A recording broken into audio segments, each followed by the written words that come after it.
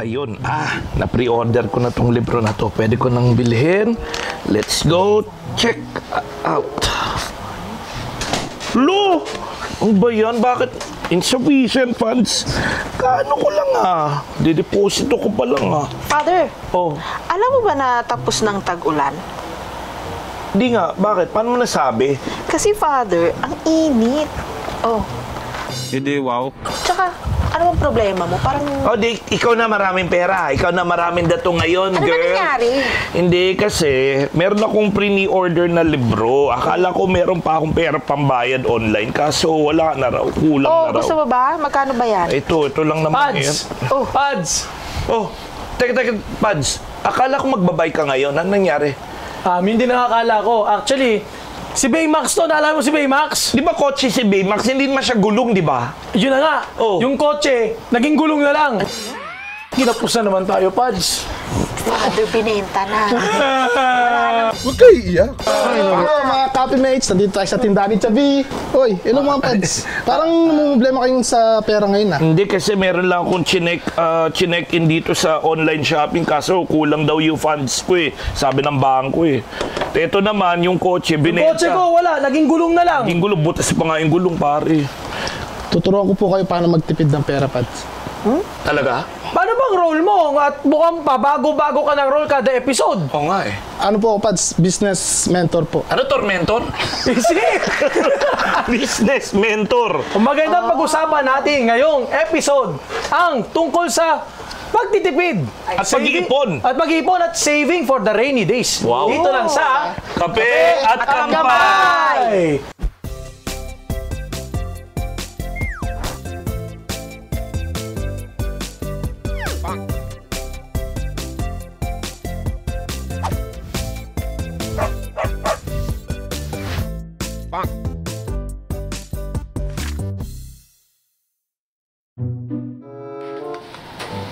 Napagod na ako. Bakit malungkot ang beso ko? Tsaka Ang daming pagod. trabaho. Uy, ano ba yan? Alam mo yan? Oo, ito yung sikat na tindahan. Kailan basa ng pangalan? Ano ba? Paano pagkabasa? Shopee? Shopee. Sari-sari store. Bali, ito pala sila, Father. Father, Ay, hello. Purihin ng Alam ko, Panginoon. naririnig na po namin yung po sa namin ipon, pag Talas ang tenga na bang katuan mo? Grabe ka. May special talent and skills sila, no? Hindi, kasi ganito. Ano po ba? Pwede po ba kami makaupo? Sige, upo dito. Come, let us join us. Kasi ang problema namin, medyo ang hirap pala mag-ipon. Napansin namin, ang hirap mag-ipon lalo pag marami kang bayarin. Hindi naman sufficient ang funds mo. Para ang hirap mag-ipon at mag-manage ng kung anong meron kang pera na gagamitin mo araw-araw. Lalo na kami, no? Lalo na sa ating sitwasyon ngayong panahong ito, kami ay nasa poverty line. No, di ba yan? Tamang-tama po, Father. Meron po kami kakilalang business mentor na tutulungan po talaga kayo sa inyo. Tutulungan kayo. Teka. Business mentor na. Legit yan, ha? Hindi yung vlogger, ha? Mentor yun, Opo. Kilala po siya. Pero kayo. abangan niyo po sila mamaya, pero kailangan na po namin umalis kasi marami pa po. Sige po, sige. Sige mga beshi, ha? Mga beshi. Abangan kami kayo mamaya, ha? Bakit malungkot ang beshi ko? Akala ko tatawagin sila. Sige, ingat kayo, ha? Thank you, Magkape muna kayo at, ay naku, yung usapan na yan ay napakaseryoso. Napakaganda, di ba? Pads! Kape! This program is brought to you by XDT Group. Shoutout kay Prof. Sai and Coach Ayet De La Torre and Company Incorporated. Kompleto talaga. Kompleto talaga. Chabi, Ano, Father? may ipon ka ba? What do you mean ipon? Like, have you already saved everything for the rainy day? Oh, I only ipon my taba. But Wow. aside from that, Father, Napaka-honest. Napaka-honest, no? Oh, I like napaka-sincere. Yes, oo. problema ko nga, Father, wala nga. Pero nagsisimula na. Pero wala talaga kahit 5 duling. Grabe naman, ang tindi talaga ng poverty line talaga, no? Yeah. Pero usually kapag nakakaipon tayo, di ba?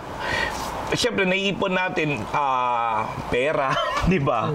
Pero minsan, di ba, may mga bagay na sinasabi natin, investment din. Pag pinurchase mo isang bagay o isang property, investment for the coming future din daw, di ba? Sabi. Correct. Ano ba yung ikaw? May ipon ka naman Oo ba? nga, ikaw nga, Father. Nauhaw ako. Father, wala siyang ipon kasi wala siyang Ako talagin mo, may ipon ako. May ipon ka ba? Alam mo ang naipon ko? Ano? Stress. Wala din siyang ipon kasi binenta niya. O, na hindi ikaw na may pera. Ayan Wala ka naman. nga ako, Father. Ayan ka na naman. Ito maganda pang tanong, bukod sa may ipon ka ba at anong naipon mo. Para saan nga ba tayo nag-iipon? Sa future. Oh, bakit naman future na inaasahan mo? Siyempre gusto ko yumaman. Wow! Gusto ko magpatayo ng grocery. So hindi na sari-sari store. Yes, grocery in na time, talaga. Father. Pwede. Di ba maganda mga pangarap na ganyan? Kayo ba, Father? Minsan kailangan mo sa atin, di ba, you have to save for the future, lalo na kapag medyo may edad ka na, ang dami ng babayaran in terms of gamot, di ba? Totoo. For healthcare, for hospitalization. Minsan kailangan mo rin mag-invest para meron ka rin ipon to really safeguard you from anything na hindi maganda mangyari sa future. St. Peter. Oh, well, sige, damay na natin sabi yun, na, di ba? St. Damay Peter, natin yun, mga life plan, di ba? O yun. Sa akin, Pads, naalala ko, nag-guest ako sa isang online show ng isang weekend doon. Ito yung mga topic namin eh. Ano bang pinag-iipunan ng isang diocesan priest? Lalo na po, alam niyo po, kami po ni Father Jeff ay diocesan priests, no? Hindi katulad ng mga religious priests na more or less they are taken care of from womb to tomb. Kami po ay, we have to fend for ourselves, no? Bagamat meron tayo mga bahay-pari, no, mga pamilya na welcome sa amin pagtapos po ng aming ministry, kailangan din po namin at least mag-ipon for the future. Pero, dahan-dahan din sa pag-iipon kasi baka mamaya masyado namang grandiose, no? Bumili ka na ng farm, bumili ka na ng resort, di ba? Diba? Hindi compatible. Bumibili ka ng dagat, di ba? Hindi compatible sa amin. Kaya, in a way, ang ginagawa po namin, yung nga, nagtitingin na kami, maski po ako, no? Nagtitingin na ako, what will happen to us when we grow old? And at the same time, do we have something sufficient para sa tinatawag nating rainy days? Kaya nga minsan, di ba, it's always a question, hindi lang para saan ka nag-iipon, kundi paano ka nag-iipon? Ayun, Kasi di ba maraming, alam mo naman tayo mga Pilipino, maparaan tayo sa pag-iipon, di ba? Meron nga may kasabihan nga kapag may isinuksok, may dudukot. Kaya di ba, iba yung paraan. Ikaw, paano ka nag-iipon? Father, pag kunyari, magsisave ako, may challenge, kunyari, 50 pesos a day. Yan yung nakikita mo sa yung New Year's challenge. Opo, o kaya, Father, kapag may natira akong bariya, sinushoot ko doon sa piggy bank. Ay! Ang cute, no? Piggy bank. Piggy bank, hindi. Dahil minsan lang sila bata. Hindi ako! Ikaw talaga. Ikaw talaga. O ikaw, next Masyado na question. pangga. Paano ka nag-iipon? Ikaw, paano ka mag-iipon? Alam mo, ito natutunan ko sa aking tatay. Ang tawag dito ay envelope method. Ano? Envelope method. Nung una kong sahod, di ko makalimutan yung una kong sahod, no? So, nasa envelope siya. Ang ginawa ko ngayon ay hinati ko ngayon yung sahod ko sa iba't ibang envelope. 3 envelope yun. Di ko man. Baka mamaya correct tayo ng business coach. Nung mentor. Yung unang envelope, may tinabi ako para sa aking day-to-day needs. Pang-commute, pang-kain, etc. Meron ako ngayon tinira para sa para savings ko ba? First time kong magkaroon ng sahod eh. So, nagtabi ako ng kahit mga 2K, 3K. At least may masabi ko, may natira sa aking sahod. Tapos nun, meron din akong tinira para sa aking family. Kasi yung una kong sahod, naalala ko, binigay ko dun sa pamilya ko eh. Yung may bahagi. Father, bakit kayo may sahod? Di ba po pari kayo? Nung lumabas ako ng seminary, yun yung una kong sahod. Pero kami, mga pare, kami po hindi sumasahod. Tumatanggap lang po kami ng allowance based po sa aming years in the ministry at galing po sa diocese. Naalala ko tuloy nung deacon ako, tapos yung first time ko makatanggap na medyo malaking stipend. Nag-bless ako noon ng yung auto supply. Bumili ka kagad ng NMAX? Grabe ba? Hindi naman wag gano'n, pare.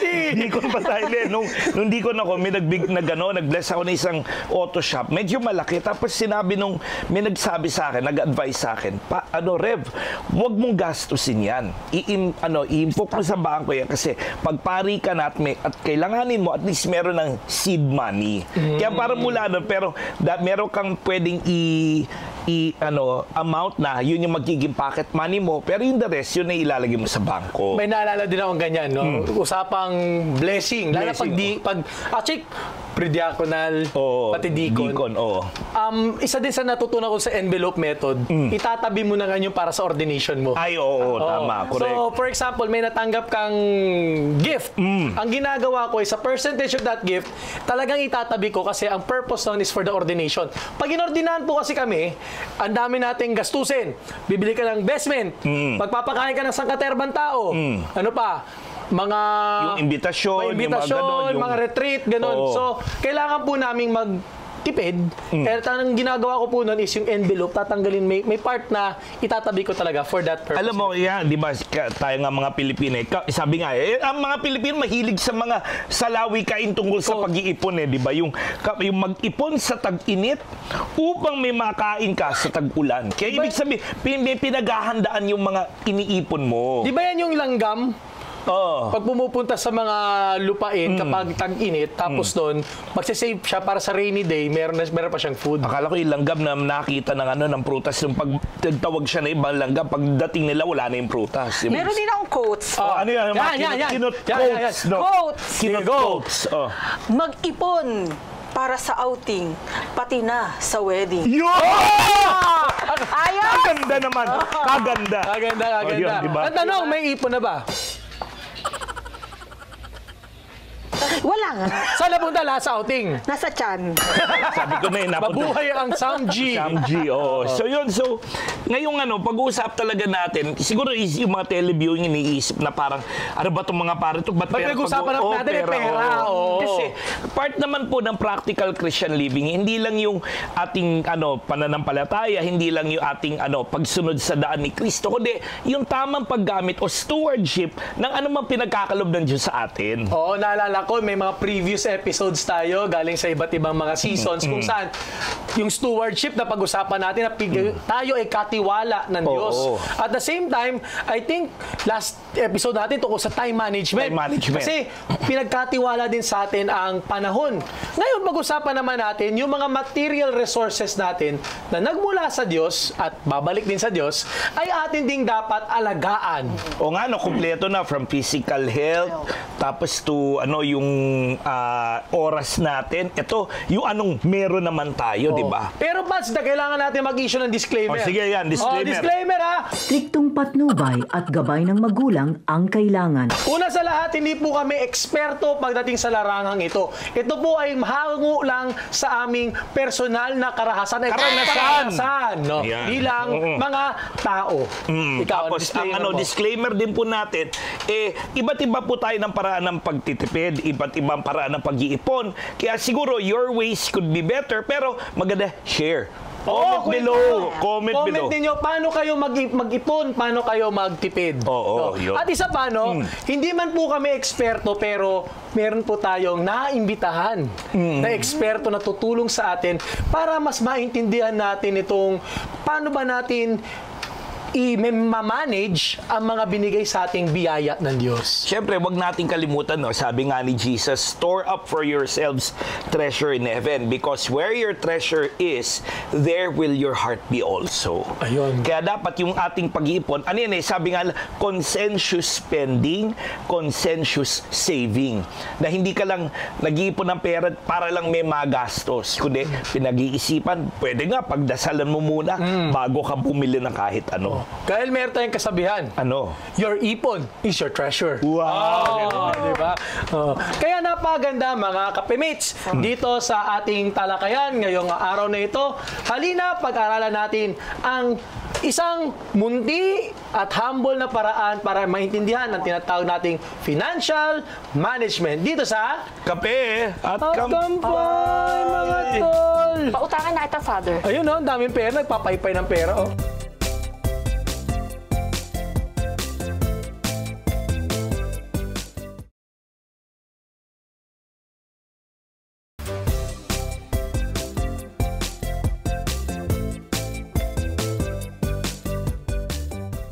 Oh, ang tao pag walang pera ay napapraning.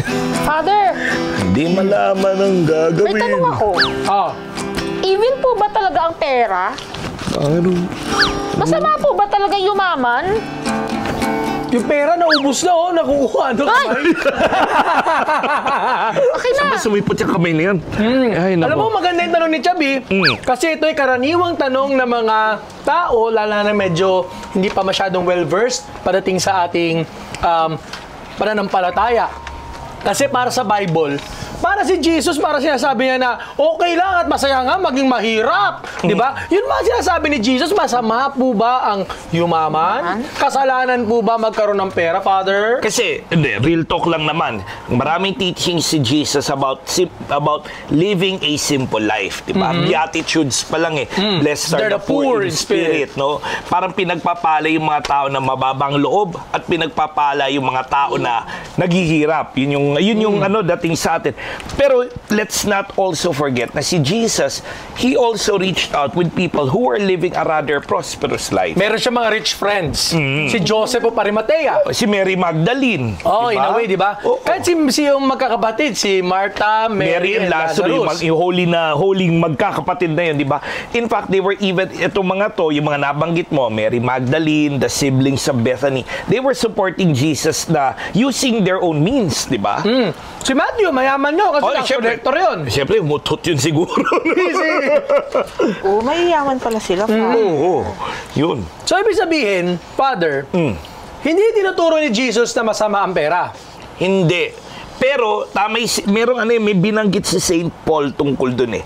Kasi, okay, granted, ang pera ay hindi mo pwedeng Diyosin. Hindi mo pwedeng ituring Diyos, di ba? Sabi nga ni St. Paul, di ba? The love of money is the root of all evil. Uy, maganda yun ha. Tandaan natin ha, the love of money is the root of all evil. Hindi money is the root of evil. The love of money. The love of- Kasi, kung babalikan natin sa Book of Ecclesiastes, di ba, sinasabi, ang pera ay pwede mong gamitin. Hindi lang pera eh. Anything that you have rightfully and justfully earned, can be used for something. And for something good. Yes, and for something good. So, hindi siya dapat object ng misa. Kasi, di ba, pag na-obsess ka na sa kaperahan, talaga mukha ka na ng pera. O yung kanta mo kanina, yung kinakanta natin, mabuti pa yung pera, may mukha. Pero yung mukha, Walang pera. Kaya ang tao tuloy, nagiging mukhang pera. No? Pero, pati, nagiging diba? nagiging object siya. Pero sabi sa Ecclesiastes, sabi ni Kohelet, di ba, whatever you've earned rightly and justly should be used as a tool.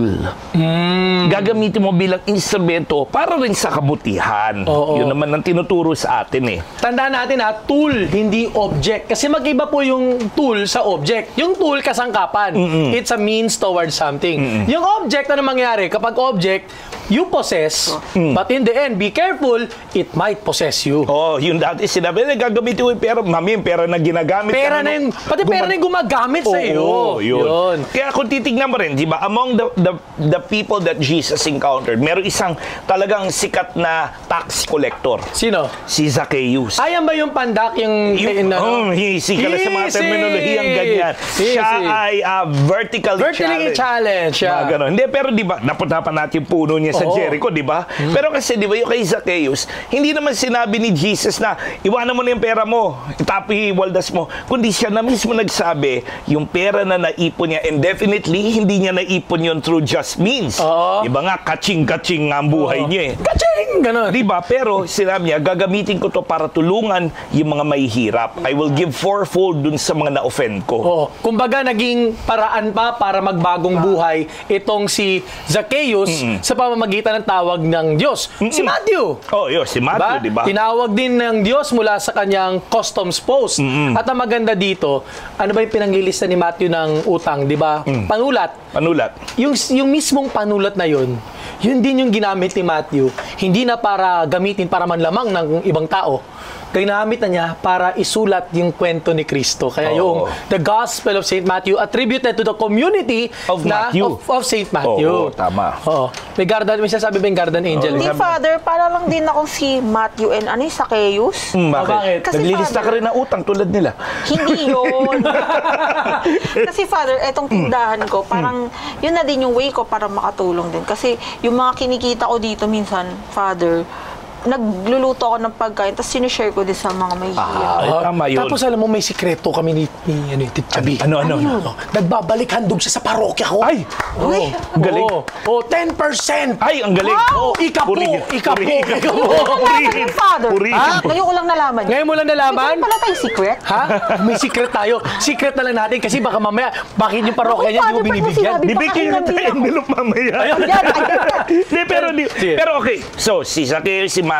Pero aminin din natin sa Gospels, meron din mga taong may yaman na medyo clingy pagdating doon sa anong pera nila. At napapagsabihan ni Jesus tungkol sa tamang relationship between wealth and us as followers. Yung kwento ng rich young man, di ba sinabi pa nga, Si good teacher, what must I do to inherit eternal life? di ba sinabi niya, ginawa ko na ang lahat ng mga commandments, ginawa ko na ang lahat. What else must I do? Nung sinabi ni Jesus na, You sell all you have and give to the poor, then come follow me. tapos ano nangyari? Nalungkot siya, no? Nalungkot siya, di ba? His face fell. Tapos biglang nabanggit yung sikat. May meme na lalabas dyan. Pero nabanggit yung sikat na kataga na it is easier for the camel to pass through the eye of a needle than for the rich man to enter the kingdom of God. Father, so ibig sabihin, hindi makakapasok sa langit ang mayaman? Oo nga. Kuha ko nga, di magkakasya, paano pa kaya yung camel? Hindi, kasi yun nga ang binasabi natin, kapag ikaw marami kang bagay dyan sa buhay. Alam mo po, share lang natin yung sinasabing the eye of the needle is actually in an actual place. Isang gate siya na maliit sa Jerusalem. Oo. At na makakapasok lang dito ay yung walang dalang gamit. Tao lang talaga. Tao lang talaga. Parang sakto pedestrian lang. gate lang siya. Yes. Kaya di ka pwede magsalpak ng camel na may bit-bit na gamit. Oo. Kasi or else yung camel gagapang. Father, kakasya ka dun. Kasi malambot. Easy! Ganon. Easy. Ganon. Palambutan kayong dalawa. Sige! Yan tayo eh. Pero yun nga, maganda yun kasi, di ba? Sometimes, yun nga, magiging masyado tayong clingy sa mga material wealth. Kailangan ng detachment. Yan may usapang detachment. Parang ano yun, yung widow na pumunta sa templo tapos nagbigay lang siya ng kusing lang talaga, di ba? Barya lang, di ba? Kaya nga sabi ni Cardinal Rosales, di ba? Ano mamagaling? Kahit maliit, mas malimit, patungong langit. Easy, ba't may ubo? Grabe naman to. Pero di ba tama yung sabi yun na lang yung crumbs, yun na lang ang meron siya. Pero binigay niya pa rin. Binigay niya ng lahat. Di ba? Maalala sa atin na lahat ng meron tayo, binabalik natin sa Diyos. Punta rin tayo sa mga parables. Ang daming parables si Jesus. Actually, 13, ayon sa aking research. 13 of best in research to, di ba? 13 of 39 parables of Jesus has something to do with wealth. Sige, example. The parable of the talents, yung in-invest, tapos yung binaon sa lupa. Di ba? Yung parable ng rich man and Lazarus. Yun, siyempre. Yung, diba? Yung walang pangalan, yung rich man. Tapos si Lazarus, may pangalan at may dangal pagdating sa langit, di ba? Tapos nun, nasa langit, hiningi na isawsaw yung kamay dun sa Easy, punti ko nang gawin. Dun sa para lang maibsan yung kanyang... Yung apoy. Di ba? Ano pa? Yung may utang, ulit-ulit. Yung pinatawad siya na amo niya, pero yung may utang sa kanyang kapwa niyang servant, hindi niya pinatawad. Yung kwento ng rich fool, naalala mo yun? Yung may barn. Tapos sinabi niya, dahil marami ka nang naipon, marami ka nang naimbak, talagang, eat, drink, and be merry and relax. Paano kung kinabukasan mategi ka? Ano mangyayari ngayon sa ginawa mong Isa pa, Pads, yung prudent steward. Ito yung yung tatanggalin na siya sa trabaho. Si Boy Langis. Oo, si Boy. yung yan na ilang litro ang dala mo. 100, gawin mo 50. Oo. Yun. Hindi yung tawaran portion. Actually, sabi nga nila, yun yung komisyon niya. Ngayon, yung tinanggal niya yung komisyon niya, may balik man lang yung nakuha niya galing sa master niya. Prudent, mautak. May pera pala sa mantika. Pero ito ngayon, Pats, napagandang challenge sa lahat tayong mga kapemates, lahat ng Kristiyano. Kasi iniisip natin, savings, pagtitipid, pag-iipon. Pero hindi lang ito savings, stewardship. Ito ay paraan ng pagiging katiwala sa mga binigay sa atin ng Panginoon. Kasi di ba, remember, saving money, using property well, these are only facets ng isang mas malalim na pakikitungo, hindi lang sa Diyos, kundi sa nilikha niya. And that is what we call stewardship. Katiwala lang tayo ng kung anong bigay ni Lord.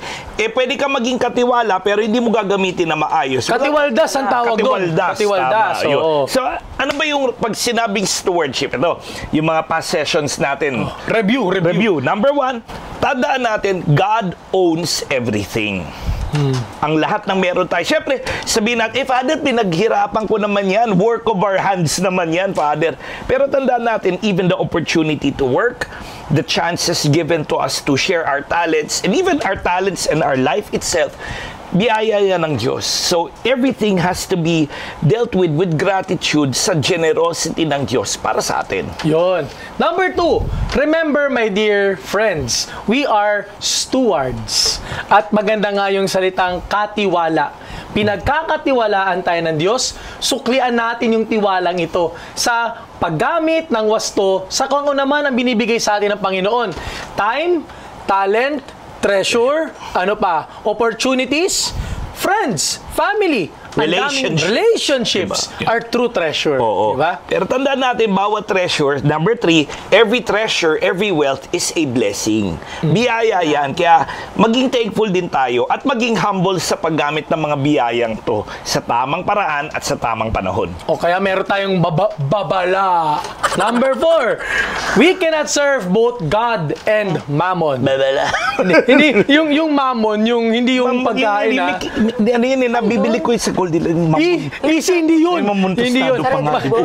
Ibig sabihin ng mammon, it's another God. Isa pang Diyos. We cannot serve two masters. We can only serve one master. And when we serve that master, everything else will follow. Ang lahat, susunod doon. You cannot serve both God and Mammon. Easy! At syempre, number 5, pag pinagkatiwala ni Lord sa'yo, matuto ka rin magbigay kasi love's not love till you give it away. You give it away. Di ba na? Let us give freely and give generously. Parang bibigay. Papasok ka na talaga sa needle. Napakalabot pala ng katawan. Hindi tayo. Alam mo naman tayo culture tayong tao. Pwede tayo maging cultural dancer. Easy! Kaya alam mo, yung ginagawa ni Chubby, nagpagbabalik handog sa parokya mo. Sa parokya mo. Baka gusto mong magbalik handog din sa parokya niya. Sige, Father, bigyan mo lang ako ng envelope. Magpaypay ka ulit ng pera. Sa'yo na lahat. Uy! Bakit? Paano kami? Anyhow, tutuloy natin, kwentuhan natin tungkol sa pangangalaga na anong pinagkatiwala ni Lord sa atin dito sa kape. At kampay, mga tol! Yun. Ito na, Father.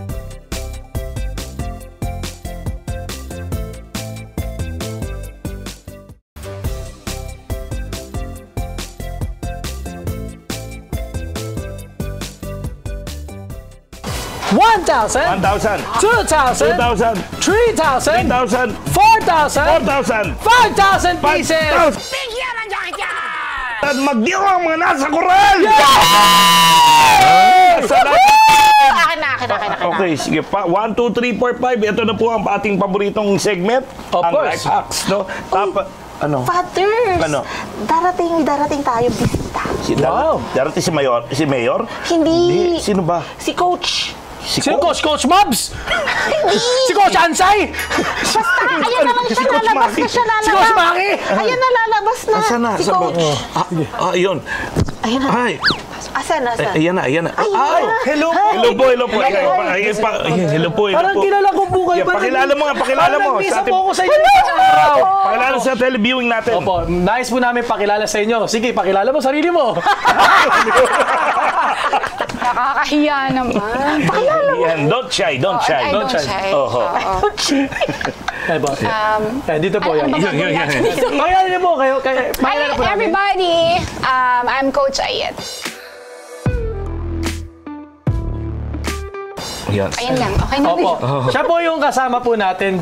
Actually, nagmas ako sa kanila a few Fridays ago. At isang karangalan. Isang malaking karangalan nga naman, Alam mo, fan siya ng Kape at Kampay. Yes, I like it. Nakakatuwa kayo masyado. Sabi mo, mukha akong clown. Pati na si Chubby. Chubby po, hindi chubby. Sorry. Chubby. Pronounce properly. Balita ko po, kayo po ay coach, pero hindi po yung coach ng play ng basketball. Hindi. Opo. Ano pong klaseng coach po? Okay, so I help people gain clarity on how they can save. So siya nagbibigay ng kaklaruhan ng isip at ng puso at ng kalooban upang malaman nila para magamit yung ang haba na explanation. Hirap mag-translator. So para tulungan ng mga tao na makapag-ipon at magamit yung kanilang mga investments and assets na for the greater glory of God and the mercy of the community. And the advancement of mankind. For you and for me and the entire human race. Tama yun. Okay. At tama, Coach Ayet, isang kwentuhan natin ngayon sa ating life hacks. Meron kaming 5 naisip na how to save for the rainy days, no? At magandang isa-isahin po natin, no, Coach? Simulan natin. Sige. Number 1, una nating life hack, live within your means. Which means, alamin mo magkano yung natatanggap mo, magkano iniipon mo, ano ang mga dapat mong bayaran, at stick to your budget. Huwag kang lumampas, huwag kang lumabis. Sige, Coach. Ano bang magandang matutunan natin? Matutunan natin. Pat-reminder po sa ating mga kape-mates. Okay. So, kapag meron kang gusto, syempre, pag-iipunan mo, di ba? Patuloy yung sinabi niya kanina. Gusto niya ng funds for something grand later on. No, yung wedding. Oo, yung wedding, for example. Kunyari, ako, may gusto akong isang bagay. Okay, may gusto akong puntahan, event, or sa ibang bansa. Gusto niya, di ba? Yung si Taylor Swift, di ba? Si Taylor Shish. So, hindi mo kukunin yon sa income mo. Gagawa ka ng another stream para doon. Para hindi mo mafe-feel na yung ilalabas mo ay masakit sa kalooban. Ganon siya. Ganun pala yun. Hindi pala dapat. Gusto mo na example? Sample! Okay, sample! Hindi ako yung sample, Okay, so for example, sabi nila, ako ay gusto nilang kausap pagdating sa pagninegosyo. Tawag sa akin ay business mentor. So, yung mga sinabi ko sa inyo na kung gusto ko mag-travel, kailangan merong pondo para doon. And that is why, salamat sa Amici jacket, by the way, jacket. So nag-create ako ng stream of income.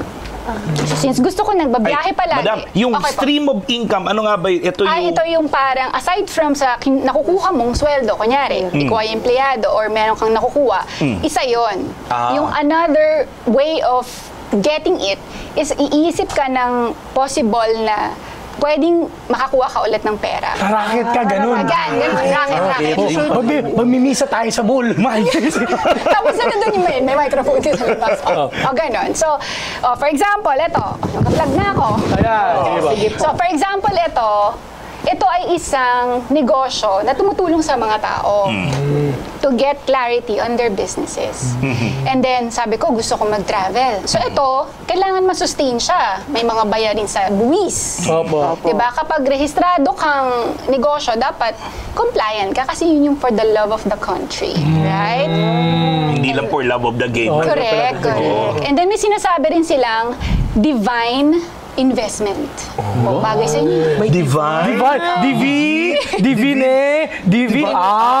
Divine! Okay, divine investment. Ibig sabihin, hindi sapat na kumikita ka ng pera, dapat i-share mo din sa iba.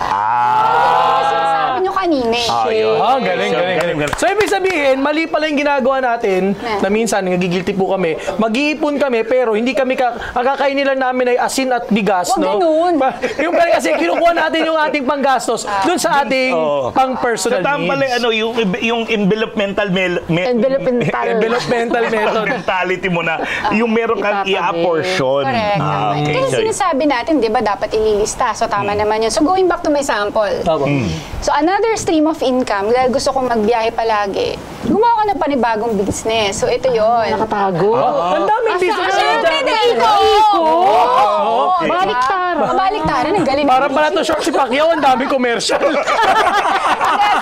So, ibig ko lang sabihin doon na kada negosyo na ginagawa mo, nakakatulong ka sa iba, which is masaya yun, di ba? At gusto mo dahil yun talaga yung masaya kang ginagawa at nakakapagbahagi ka sa iba. Yun. Ang galing. Palakpakan. Okay, so yun, live within your means. Number 2 pa. Number 2 tayo. Start with what you have, no matter how small. No? Ibig sabihin nito, yung pag-iipon, magsimula ka sa maliit. Kasi yung maliit na yan, pag nag-ipon-ipon, lalaki din yan, darating din ang panahon. Kung ano man yung extra, iyong itabi. Huwag mong gastusin. Huwag kayong tawag na one day millionaire. No? Yun yung sumahod ka na at 30, no? Uno, ano ka na, dirt poor ka na. With emphasis on dirt. Yun ang literal. Rags to tags. Hindi rags to riches. Pati yung forming a habit. Sige, baka magandang pag-usapan natin ko. Yung pag-form ng habit. Okay. Narinig ko kanina si Chubby. Tama. Tama. Yun, Chubby. Hindi Chubby, ha? Mapapaaway ka dyan. Narinig ko siya kanina, sabi niya, yung mga natira niyang barya, nilalagay niya sa piggy bank. Hindi ako nakatingin sa Emphasis inyo. on? Bank! Wag na lang. Wag na lang. Okay. So, okay lang ba bigyan ng tip? Sige po. Sige. Wag lang barya ang ilagay sa bank. Okay. Make sure that you appropriate a certain amount na maluwag sa kalooban mo at yun ang ilagay mo sa bank. Kasi kanino ba yung bangko? Di ba sa'yo din? So kapag barya lang yan, sabi nga ng mga Chinese businessmen, konting suksok, konti lang din kita. A wise philosopher from China said, konting suksok. Konting dukot. Konti lang yung dukot. So, dapat damihan kong suksok. Ganon. Okay. Ayun. Maganda yun, ano? Kasi Galing. at the end of everything, no, Coach, yung building and forming habits. Kasi naalala ko yung sabi ni Aristotle, di ba? Virtue yan eh. Habits of the heart. Good habits. Oo. Kasi yung vice, bad habits of the heart. It's a bad habit to break, sabi nga na Chicago, di ba? Kaya nga dapat i-develop maganda yung sabi ni Coach Ayat, no? Huwag lang yung maliit, pero something na bukal sa yung kalooban, maging habit ito, kahit maliit lang, lalaki din yan. So, kunyari yung mga mahihilig mag-online shopping, hindi yung dun mismo sa account mo kukunin. So Kasi tapos bigla maya-maya iyak-iyak ka kasi nabawasan na malaki. Pansit kanto na lang ang pagkain mo, ganon. So, yung stream nga, di ba, kung nung ano. Okay, so... Galing. Napakaganda. Napakaganda. Tama. Oy, may sabi Yung guardian angel mo. may sinasabi. Basa. Ano yun? Oo nga daw po. Ito pala, Coach. May tanong pala ako. Pero sabi po nila, di ba, kapag nag-iipon ka daw po, ay may parang something will happen or may kapalit. Di ba, sabi, pag dati sa Alcansya, pwedeng may masunog, may gano'n. Ay, may ganon. Hindi naman ako masyadong aware. She's not aware. Kasi siguro yun yung mga dating kaisipan na pwede natin ibago. Kasi parang kapag merong something negative, you want it masaya dapat, di ba? So, we begin with an abundant mindset. Ganda yun. Abundant mentality. Abundant mindset. Hindi, kasi naalala ko, Coach, Father Jeff, Coach, si Chubby, no? Meron yung magkakaiba yung scarcity mentality. Tuturo sana tatay ko to eh. Scarcity mentality, pati yung abundance mentality. Yung scarcity mentality, parang palagi ka mauubusan. FOMO. Fear of missing out. Pero pag yung abundance mentality, mamaya may magandang tip dito eh. Alalahanin natin kung ito'y para sa'yo, para sa iyo. Di ba yung scarcity mentality, yung mga kahampi, di ba? Kasi punta tayo sa number 3. Number 3, really discern your wants and needs to. Kasi magkaiba yun yung wants and needs. Yung needs kasi, balik tayo din sa usapang essential. Mga kailangan mong bayaran talaga. Pati tubig, tubig. Yung mga kuryente. kasama ni Judith, di ba? Si Judith, si Judith. Tubig, kuryente, di ba? Pag-ibig. Pagkain, damit, tirahan. Yung mga ganun ba? May mga kailangan mo talagang pag-ipunan at bayaran. Pero may mga bagay na hindi naman essential talaga sa buhay. Napagtripan mo lang talaga wants lang. You should discern ano yung dapat, ano yung pwedeng next time. O pwede pagpaliban. Hingi tayo ng tip kay Coach.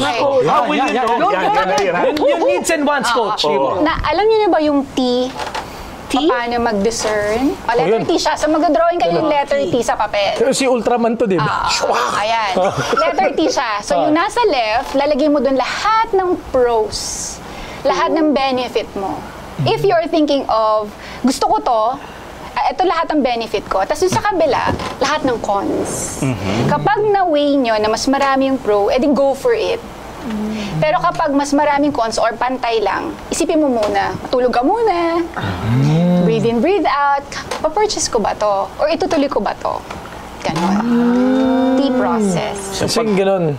Dapat pala titimbangin mo talaga all the time. Hindi mo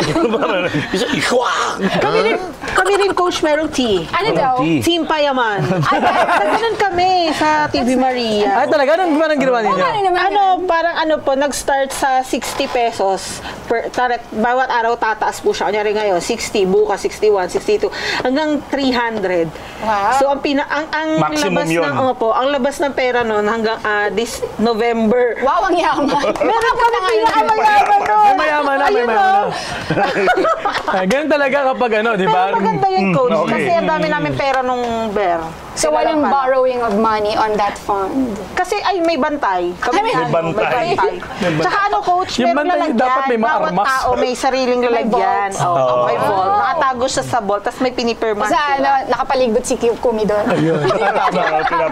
Maganda yun, Tanungin mo yung sarili mo. Tama yung sabi ni Coach, itulog mo muna, ipagdasal mo muna. Kailangan ko ba talaga o trip ko lang? Yan yung di ba, ito naririnig ko lalo sa mga millennials, yung tinatawag nilang retail therapy, di ba? Mamaya pag-uusapan natin. Maganda pag-uusapan. Pero muna na sa number 4. Number 4. Kasi last 2 minutes na. Number 4, look ahead. Bakit? Kasi anything can happen at ito sa tingin ko maraming masasabi si Coach tungkol sa anong gagawin kapag may mga emergency sa kotse. Yung kotse ko, naging gulong na lang. Yung mga repairs and replacements. Or kung di ba, health-related or incident-related na mga nangyayari sa buhay. May mawala. Tao man yan o bagay, di ba? Ano po ang pwede natin gawin? Nahihingin na ba yung sad events? Sad events. Sickness, accident, death. Actually, meron pa letter T. Sad. Yun huli, tax. Okay, so death and taxes. So nobody wants to get sick. Nobody knows when we will all die. And of course, kapag hindi ka careful, pwede ka ma-aksidente, right? So with regard to, ang tanong, paano pinaghahandaan siya? So, hindi mo siya paghahandaan kasi syempre positive mindset siya. Pero, nangyayari siya. So sabi nga ng Murphy's Law, if something will happen, it will. It will. Mangyari na ang dapat mangyari. Hindi, ang term ko dyan, pag malas ka talaga. Oo, tama. So, ang gagawin natin dyan is, itatabi mo sa isang vehicle or channel yung pera mo kung saan tutubo siya. Pwedeng bangko, pwedeng insurance, pwedeng stocks, etc. Pwedeng UITF. So, maraming pwedeng pwedeng puntahan ng pera. Depende na lang sa gaano katagal mo siya huhugutin pagdating ng panahon. So, ang dami pala. So, hindi ka lang doon sa piggy bank, hindi lang ililibing mo sa lupa, doon sa gospel, di ba? Pero maraming paraan. At ito nga, maganda na we consult our business mentors. Kailangan niyo po ng business mentor. My friend, Coach Ayet. Effective din po ba yung percent? Anong? Yung kunyari, di ba? Sa 5-6? Kunyari, Easy! Ganon! Kunyari, 10% para sa dami, tapos kunyari 20% para sa bahay. Yung mga ganun po, para i-divide mo by percentage. Ganito siya. Divide. Ito ang tanong ko sa'yo, babalik ko ang tawag dito ay quack. answer the question with a question. Okay. Tama ba? Kwak nga ba yun? Anyway, so, yung sinasabi mo is, anong mahalaga sa'yo? Gaano ang expenses na kailangan ni Chubby Opo. para sa 100% niya? So, kunyari, fair ba sa'yo ang 60 or 80? Lahat yun spend mo sa sarili mo siya eh. Tapos, tsaka mo hugutin doon kung ilan ang 10% sa savings ko, okay na ako dyan. And so on and so forth. So, yun. Okay. Magandang ideya. Magandang ideya yun. Which brings us to number 5. Ito na. Number 5. Medyo basintabi po sa mga natatamaan po, no? Sige po. Pray before you spend. Or pray, discern, and think before you spend. Kasi be careful po if you are spending because of stress or because of yung nga, retail therapy. Ayan. Either gumagastos ka kasi nababad trip ka or sobrang fulfilled ka, gusto mo mag-splurge naman. Ano po ba, Coach Ayet, na mapapayo niyo po sa mga nalululong sa retail therapy at sa stress spending? Parang deserve ko to. Deserve. Parang sinasabi ko rin minsan eh. Anyway, yung parang pinaka-tip ko na lang dyan is, if you think you will be happy after the purchase, then go for it. Anyway, you fulfilled. Men are unsatiable naman, di ba? Sinasabi talaga yan. Process everything. You internalize it first, and then ang basta mahalaga dito, life is short, guys. Spend money, but of course you have to also discern para meron ka din for the rainy days. And then the most important thing is huwag kang makakalimot kasi ipinagkatiwala lang yan sa'yo, steward ka, right? Dapat ibinabahagi mo rin sa iba. Ang galing. Ito, share ko na. Ito, Coach, natutunan ko to. Pag may gusto kang bilhin, wait for 48 hours mo muna. Ang tagal nga, iba 24 eh. Pero nabasa ko 48 hours. Bakit? Kapag andyan pa rin yan, para sa'yo na yan. Pero importante yung pag-isipan mo muna yung the discernment process. May nabasa akong prayer eh. Ano? Yung prayer before online shopping. Ano yung prayer?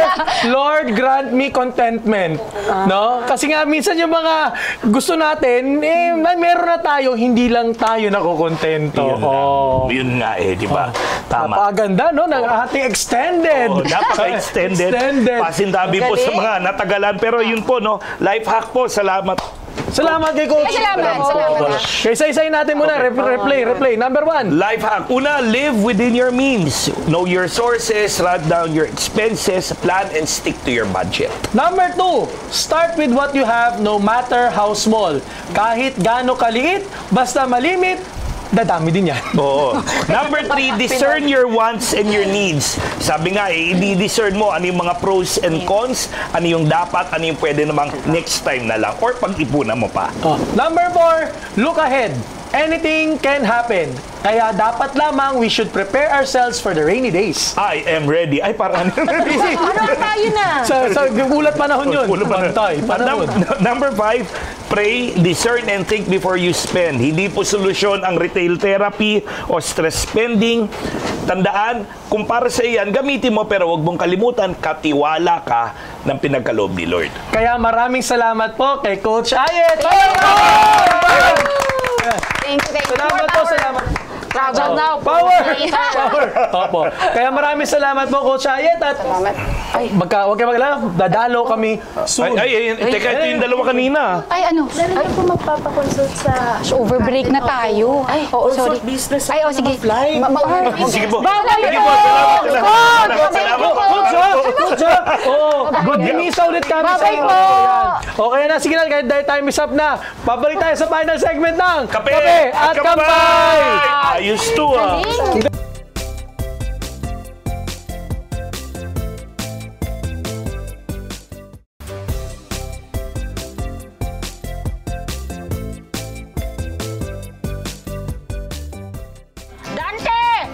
Dante, halika rito. May bisita kami kanina. Si business mentor. May tumapat na sa akin? Walang-wala ka, be. Upo ka muna. Kaya tayo dyan. Yan. Kwentuhan muna tayo kasi 8 minutes na lang. Ang gandang pagkwentuhan natin sa dami ng ating narinig kanina. dahil sa ating topic, ano ang mas dapat mong pag-ipunan sa buhay mo ngayon? Yun. Is there something that you need to save for in your life, no? Isa yung, mamaya na siya. Ikaw muna, Chubby. Ikaw muna, Chubby. Ano dapat mong pag-ipunan?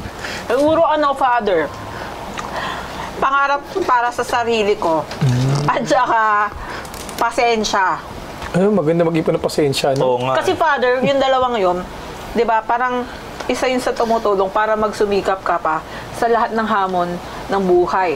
Kasi pag pasensya, nyari ako, katulad ko, mabilis akong mapanghinaan ng loob or wala akong ano, paano ko asenso, di ba? Kunyari, konting ganito lang, nahirapan ako, ay ayoko na. O, di ba? Parang ganun, Father. So, yun yung parang kailangan ko ipunin sa tingin ko. Maganda. Oo. Ako dapat pag-ipunan ko siguro discernment. Kasi di ba, yung kunyari, pag meron tayong natatanggap, pero thanks be to God na we receive something from people, di ba, yung support at tulong nila. It's paano ko gagamitin at paano ko iipunin. Kasi, andyan given naman may nagbibigay, may natatanggap tayo. Siguro ang doon, ang magiging malaking system doon, nagagamit ko ba na maayos? O at yung pinagagamitan ko, worth it ba? Kasi minsan yun nga I also fall into the temptation ng retail therapy na yun diba? Ay, nakatanggap ako ngayon, bibili na kagad, biglang kubrahin mo na. Kaso at the end of the day, parang sayang, dapat inipon ko yun for something na mas kailangan ng pansin, di ba? Kaya siguro kung meron ako iipunin, discernment. Yung grace ng discernment sa pagpili kung saan ko gagamitin, yung meron ako. Yun. Ikaw, Pad? Sige. Ako, ang mas gusto kong ipunin ngayon, alam mo, no? Ano? Memories. Wow! No? Kasi, kilala mo ako, no? Mabilis ako magsawa. Mabilis ako magsawa sa mga ginagawa, no? Lalo na kapag dumaan na yung saya, no? Kasi medyo mahirap na magsimula ulit, o ipagpatuloy, i-sustain. Ang palagi kong hinihiling, no? Palagi ako makapag-ipon ng magandang alaala. Saan man ako pumunta, alaala sa mga mabuting tao, alaala din ng mga mabubuting mga lessons, no? At kapag yung alaala yung inipon mo, ito yung sinasabi na the treasure that cannot be destroyed by moth, the treasure that cannot be stolen by thieves, no? It is the treasure that lasts forever. Ay, at ang memories, that's the gift that keeps on giving. Kasi pag nasimulan ka na sa magandang memories mo sa isang lugar, sa isang community, sa ilang mga tao, sa ginagawa mo, damay-damay din. Sabi nga, nakaka-good vibes nga sabi, di ba? Sana lang, yun nga, palaging good memories, no? Kasi may mga bad memories, may mga bangungot din tayo. Bangungot experience. Kaya, sana, mga magandang alala. Ito, tanong natin ating financial advisor. Business mentor. Iba pala yung financial advisor. Business mentor. Sige, anong mas dapat mong pag-ipunan sa panahon? Sa panahon na to, ngayon. Wala. Ang galing mo sumagot. Ang lakas makasa. Joke lang po. Hindi, meron po. Yung future wife and magiging anak po namin. Wow! Siyempre, dami pag may baby ka na, pag may bibi.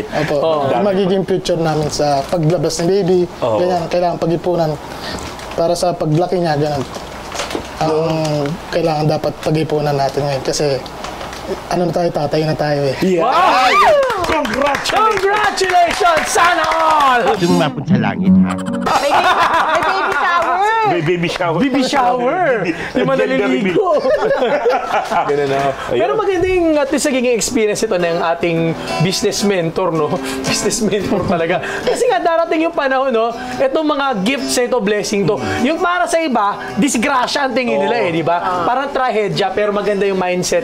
Yung positibong pananaw na paghahandaan ko to kasi magiging pamilya ko to, magiging mahal ko to sa buhay. Tama. Napaganda ng ating topic ngayon, no? At tuloy-tuloy lang po ang ating discussion dito sa Kape at Kampay ngayong season 4, no? At pasalamatan natin yung ating mga guests kanina. Oo. Mula po sa XDT Corporation, no? Kay Prof. Simon, kay Coach Ayet de la Torre. Maraming salamat po sa inyo pong pagsuporta, lalo na po sa ating programa at sa TV Maria. Kaya natin? Ipon. Yan, sige. Sino pa pasalamatan natin? Ikaw, gusto pasalamatan? Siguro po, si Lord na lang po. Yung si Mrs. Batiin mo. Doon. Binabati ko po yung aking wife na si Aisel Briones po. Ayun! Ikaw, may kumaling ka. Ayun. Binabati ko 80-20. 80% sa akin, 20% sa akin. Kay Stephen? Steven. Sige, ikaw. Babatiin ko, lahat ng mga tao nasa poverty line. Oo. Sama-sama tayong lahat sa poverty line. Sama-sama tayo. Parang dahil sa Paranaque, alam we all share in the same experience of poverty. Okay, sige, kanta na tayo. Para sa life na tama ang timpla, magkahalong saya at pananampalataya. At sa bawat kwento ng buhay, tayo na't magkape at kampay. Tayo na't magkape at kampay. Ang init! May pay tayo? Uy, magagalit tayo si Kuya Robert. Ay, oo nga, magagalit si Kuya Robert.